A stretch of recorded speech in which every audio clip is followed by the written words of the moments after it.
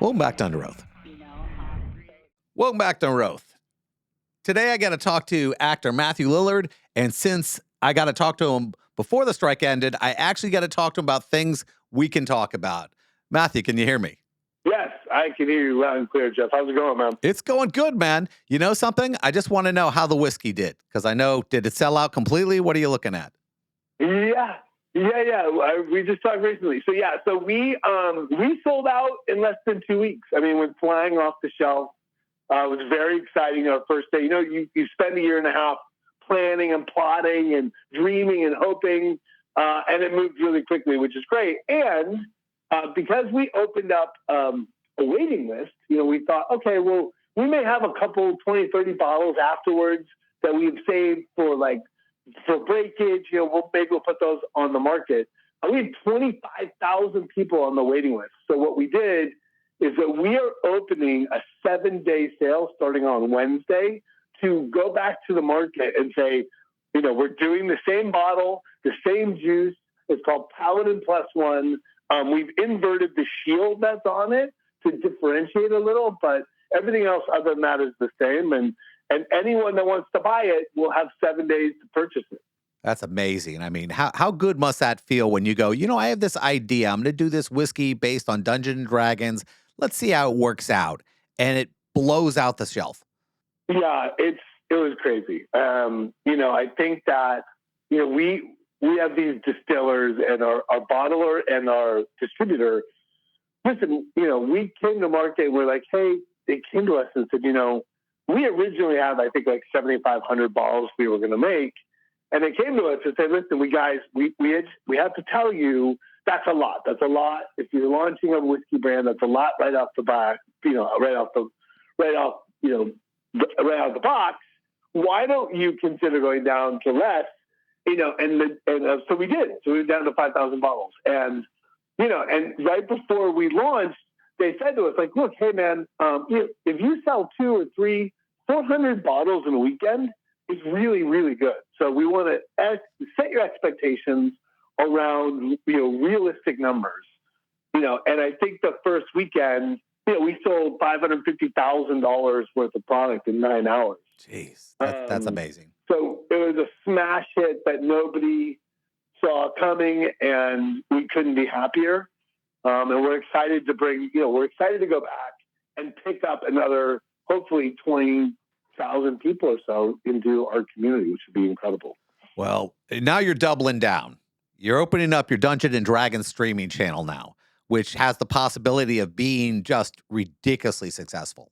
Yeah, so Dungeons and Dragons owns the streaming channel. We own a show on that channel. So Dungeons and Dragons Adventures is a D1 produced original content based around Dungeons and Dragons. So there's Heroes Feast, which is a cooking show, like a D&D cooking show.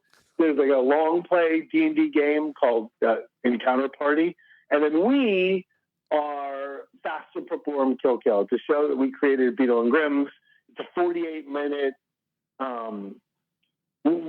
When I pitch it, we call it's Whose Line Is Anyways meets Dungeons and Dragons. It's super fun. It's super fast. The casts are incredible. Like, we have Pat Oswalt and Seth Green and Deborah Wool. Like, we have these just incredible casts. And every episode, there's 20 of them. And every episode, like a love letter to Dungeons and Dragons. They represent sort of the tapestry of the community. There's, a live accompaniment from a live audience. It's hilarious. It's very human. The show is the story of 4 first-level characters that go off into the universe to become these heroes of legend. They happen to run into an iconic Dungeons and Dragons monster and get completely obliterated. So it's fun. It's frivolous. And we think people are really going to love it. Well, you know, you're popping on somebody else's channel, and you have the possibility of being unbelievably huge, kind of like, you know, Five Nights at Freddy's. You know, how do you feel about something like that just blowing up and going, wow, I can't believe we have the top movie? Yeah, for me, it's really exciting. Obviously, I've been around a long time. I've been an actor since I was 21. I'm 53. So the idea of, you know, finding sort of not the end of my career, but certainly coming around second, heading for third. To have a new hit franchise, I've been really lucky in my life. I mean, between Scooby Doo and Scream, having been a part of a couple iconic franchises, this is really fun. And I'm really grateful to be a part of it. That community. The thing about Five Nights is that if you don't know about Five Nights at Freddy's, that's fine. But there are millions, tens of millions of people out there that have played this video game and played it religiously for years and years. So having delivered that movie to that community in a way that really respected them, that spoke to them, was it turns out was really successful. Now you've been involved in this community. You're one of my, I don't know if you can see my background. You know who I am. I've been living geek. I'm a comic book writer. I can't imagine doing something like that, like Five Nights at Freddy's, and you want to go out there, you want to promote it, you want to talk to the fans, and you have to sit there and just go, okay, I guess the movie's doing well. I miss panels, I miss talking to people. I mean, are you going to get on the road? I mean, or do you just, how do you work through that? Yeah, it was disappointing. It was really disappointing. It was disappointing because, selfishly, you want to be associated with a hit. I mean, it's sort of, nothing changes your trajectory in Hollywood except for being in hits. And so if you're not, if Hollywood only pays attention when it's relevant, they're not going to go out and see that movie. Executives aren't going to go see that movie. So not being directly associated or tied to it, is personally a bummer. The great news is that the movie doesn't need us. I mean, the great news is that the world that Scott built, Scott Crawford is the game designer, and he's the guy that wrote the check for the movie. The guy, the world he's built, the fandoms he's built, they don't need us. And so at the end of the day, selfishly, I was bummed, but the movie lives beyond anything we could have done for it. Now that you're having this great success in the, the liquor industry, and I have a feeling this Dungeon Dragon, thing you're doing is going to blow up. It's going to be the top show on this streaming channel, and you're going to have to start deciding how to spend your time. And I mean, what's your real love? I mean, I know you have a great fondness for Dungeons and Dragons, but now that this Five Nights at Freddy's doing well, I mean, you're going to have a tough time making decisions. Yeah. The good news is that right now I'm doing it all. Right now, I have never been more exhausted running. I mean, last week I was shooting a movie in Alabama and then flew to DC to do a late night streaming game. We're supporting our Kickstarter for Beat on Grims. We have a Kickstarter called Ring of Chaos, which is awesome. I then went to a con in Pennsylvania, came home, had a premiere last night. I got up at 5 a.m. Has been doing radio tours. Right now, I'm doing it all. Soon, I will break. Soon, I am going to fall apart and not be able to do any of it. So it's interesting. For years and years, you try to, in this industry, you try to find purchase. You try to find work. You're fighting for work. You're fighting for this idea of dignity of work, right? And if you're not getting those opportunities, for me, I'm somebody that will work my ass off to do something else. So right now, when it rains, it pours, and right now it's El Nino and it's pouring, and I couldn't be happier. And the thing is, I'm just going to tap dance as fast as I can and hold on as long as I can, because I am very cognitive of the fact that this too shall pass. Right? I am in a hit movie right now. I'm going to be in a hit movie, hopefully, for the next 2 or 3 years. But, things after, then that will go away. Sort of that world, that notoriety will wane. And so you want to have things that you're passionate about, that you've built, that you can fall back on. And so for me, I will continue to do everything until I fall apart. And we're not even including the Scooby-Doo gig. I mean, how many jobs do you have to do on that a year? Yeah, but that's like, I can go in and knock out a movie in one day.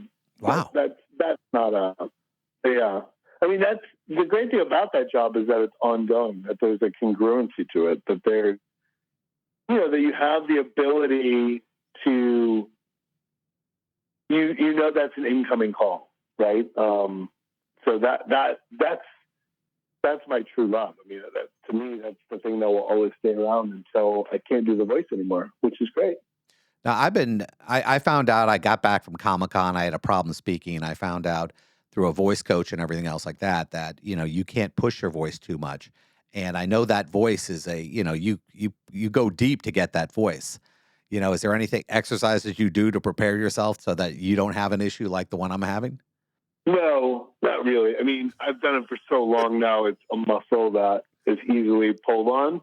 I mean, there's no doubt that in the back of my mind, I am curious to see if I've fried my vocal cords to some capacity. But, right now at age 53, I can easily slip into it. And every convention weekend, I end up doing it time and time again for kids and people in my line. So no ill effects yet. Now, what's interesting about that is, since you do the voice, I mean, everyone expects it probably in every interview you do. And I would never during an interview go, hey, dance monkey dance, but I guess you're just so used to doing it that you're going, whatever it takes. Yeah, no, it's the dancing monkey part is pretty appropriate. It's like, if you have a kid or something and that makes sense, then sure. But I'm not a big fan of performing on command by grown men. Does not go over well.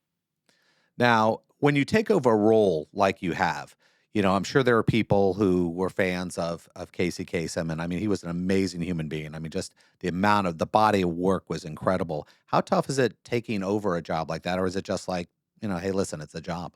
It depends. Depends on how you do it. I mean, if you hold the weight of it, like if you want to take the responsibility, I think it's a real choice. I mean, I know that Greg Griffin, who's done the voice of Daphne for years, Frank Welker is a legend. He's the original Fred. Now he plays Scooby. He's played Scooby the last 40 years, 50 years. No, 40 years. I think he's done Scooby before. He's done Freddy since the show first came out in 71. So, I think that there is when you have an iconic part like that, there is a responsibility. There's a mantle you wear. There's a ownership that you possess that if you respect that, then there's a weight to it that it comes as comes with a responsibility, I think. But if you, whatever, I guess that's how you approach the work. My job is to be a caretaker for the part of Shaggy until someday I'm either dead or they replace me. And when that time comes, I will happily hand over the mantle and bless the next person that gets the privilege to do the character, because it is a privilege. Well, I can't tell you how much fun it's been having this conversation, being a geek myself. When can we start listening to the first episodes of your streaming channel? So the show drops 9 o'clock East Coast and West Coast time. There'll be 2 episodes back to back on Thursday the 16th on Freevee. So you go to Amazon, it's where you could watch Jury Duty or Plex. It's on both streaming networks. Hopefully to be on more streaming networks in the spring.